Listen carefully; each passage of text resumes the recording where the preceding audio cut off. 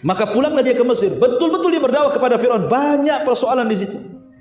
Ya, dan banyak mukjizat yang Allah anugerahkan kepada Musa. Tapi Fir'aun pun tak kunjung kemudian mau menerima dakwah Nabi Musa. Justru yang ada tagha, malah melampaui batas sampai menantang duel dengan tukang sihir. Lah ketika Nabi Musa kemudian berduel dengan tukang sihir Fir'aun, diakhiri dengan kemenangan duel Nabi Musa, sehingga seluruh tukang sihir Fir'aun bertobat kemudian sujud kepada Allah. Ketika itu Fir'aun sudah enggak berani mengganggu Nabi Musa. Maka Musa pun kemudian bertahun-tahun tinggal di tengah Bani Israel, mendakwahkan dakwah Islam kepada mereka. Tapi sampai satu hari, akhirnya Allah Subhanahu wa taala merintahkan Musa untuk membawa Bani Israel ke mana? Ke Palestina. Mendengar bahwa Bani Israel akan pergi, maka Fir'aun tidak terima. Dia siapkan pasukan besar untuk membantai Bani Israel. Maka kejar-kejaranlah kemudian Bani Israel yang dipimpin Nabi Musa dan para tentara yang dipimpin Fir'aun. Sampailah kemudian menyeberangi lautan. Akhirnya Fir'aun pun ditenggelamkan, dan Musa serta Bani Israel melihat dengan kedua mata mereka Fir'aun dan pasukannya ditenggelamkan di Laut Merah. Allah katakan fa'aghraqna, kami tenggelamkan mereka semua. Dari sini Bani Israel sudah diseberangkan jauh dari Mesir. Lah ketika ma'asyiral muslimin yang dimuliakan Allah Subhanahu wa taala, Bani Israel ini melanjutkan perjalanan dari Palestina menuju tanah perjanjian Baitul Maqdis. Sepanjang perjalanan ini banyak peristiwa yang menunjukkan buruknya akhlak mereka.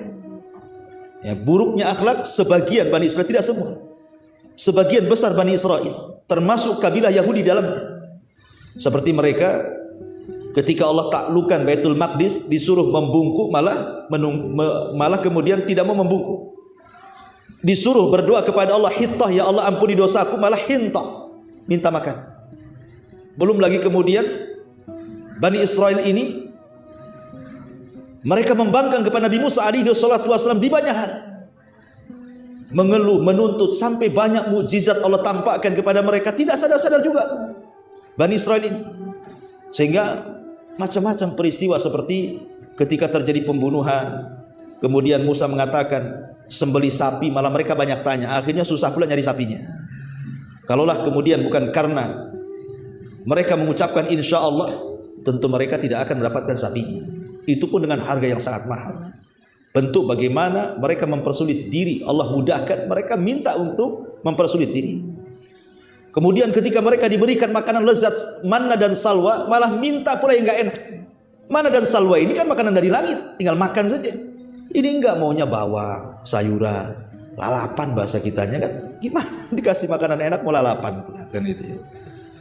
Kemudian ketika mereka ingin mendengar, orang-orang pilihan itu mendengar suara Allah ketika berfirman kepada Musa, mereka tidak mau mendengar, mereka mau melihat katanya. Allah seperti apa? Datang halilintar, membunuh mereka semua, tapi kemudian dihidupkan kembali.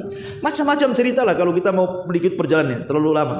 Intinya bahwa sampai kemudian di tanah perjanjian, Musa ini tinggal masuk saja dan Bani Israel ke Baitul Maqdis. Masalahnya harus melewati satu kota namanya Ariha.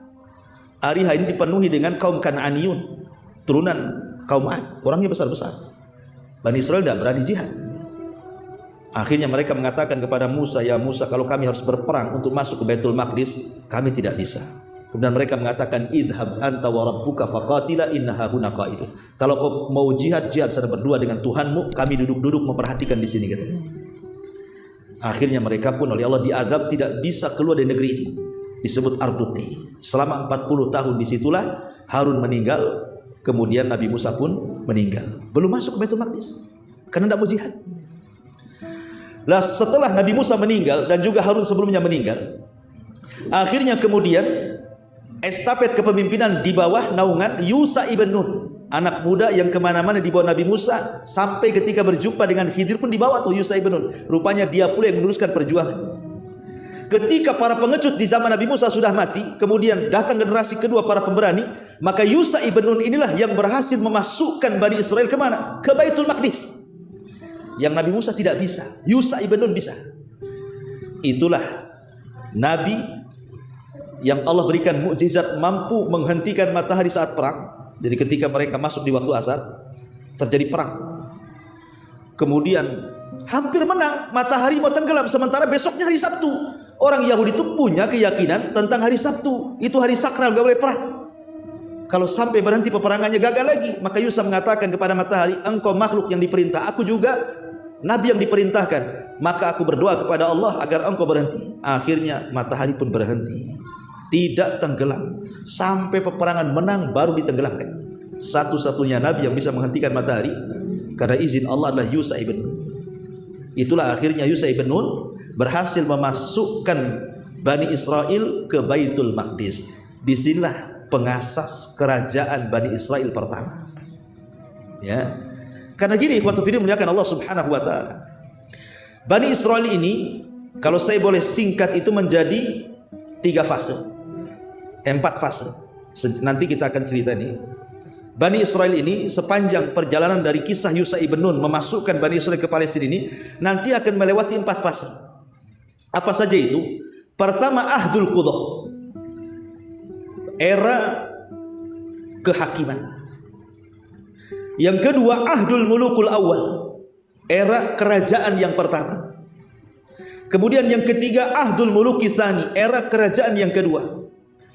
Baru yang terakhir, Fatratu ma ba'da tadmiril Quds, ada era setelah penghancuran Baitul Maqdis, era penjajahan. Nanti Bani Israel akan dijajah oleh banyak umat. Ya, inilah 4 poin tentang kisah Bani Israel dari masuknya Bani Israel ke Palestina oleh Yusha ibn Nun.